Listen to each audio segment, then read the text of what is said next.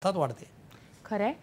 Uddhav Thackeray Malkar sir बघितलं तर आज त्यांचा प्रचार पाहिला, म्हणजे 2-3 दिवस बघताय किंवा त्याच्या आधीच्याही त्यांच्या सभा असतील, महाराष्ट्र विरुद्ध गुजरात किंवा मराठी आणि विरुद्ध अमराठी किंवा मोदी शहा यांना ते लक्ष करतायत. मोदी शहा तितकं उद्धव ठाकरेंवर टीका करताना दिसत नाहीये ज्या याने उद्धव ठाकरे मोदी शहांवर करतायत. काय सांगाल या सगळ्या, काय निरीक्षण आहे तुमचं?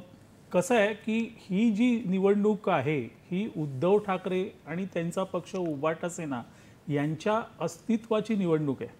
आणि कारण शिवसेना फुटलेली आहे, शिंदे यांच्याकडे शिवसेना गेलेली आहे, उद्धव ठाकरे यांना धनुष्यबाण हे निवडणूक चिन्ह मिळालेलं नाही आहे.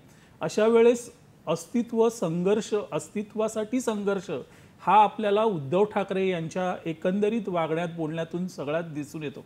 आता त्यांच्या समोर मुख्य विरोधक कोण आहेत तर निश्चितच भाजप हा त्यांचा मुख्य विरोधक आहे.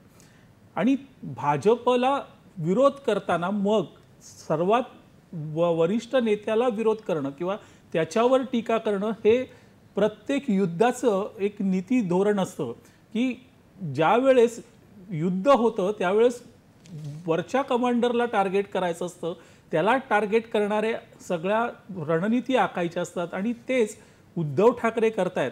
आणि उद्धव ठाकरे यांना ही गोष्ट माहिती आहे की महाराष्ट्रातले भाजपचे नेते देवेंद्र फडणवीस यांच्या व्यतिरिक्त कोणी तितकं लोकप्रिय नाही आहे. महाराष्ट्रात आजही मोदी आणि शहा हे जे भाजपचं अग्रगण्य नेतृत्व आहे ते तितकंच फडणवीस यांच्या इतकंच प्रसिद्ध आहे. लोकांमध्ये आजही ते तितकेच प्रसिद्ध आहेत. तर हे सगळं उद्धव ठाकरे बघतायत आणि त्यातून ही सगळी टीका त्यांच्यावर होते. पण एक गोष्ट इथे लक्षात घेतली पाहिजे की ज्या वेळेस शिवसेना म्हणजे बाळासाहेबांची शिवसेना किंवा शिवसेना एकसंध होती बाळासाहेब यांच्या नंतरही, त्यावेळेस गुजराती विरुद्ध मराठी असा वाद शिवसेनेने कधी केला नाही.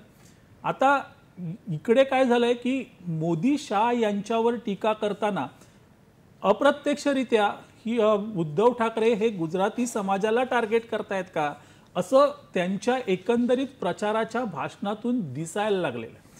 आणि ही उबाटा सेनेसाठी धोक्याची घंटा आहे.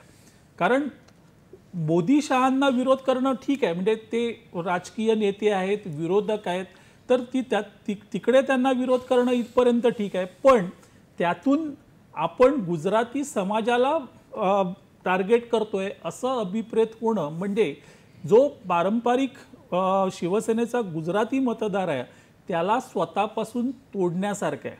आणि ते या टीकेमधून प्रतीत होतंय. आणि तिथे उद्धव ठाकरे यांनी कुठेतरी स्वतःवर लगाम घालणं गरजेचं आहे. बरोबर आहे. परांजपे सर, आपण उद्धव ठाकरेंचा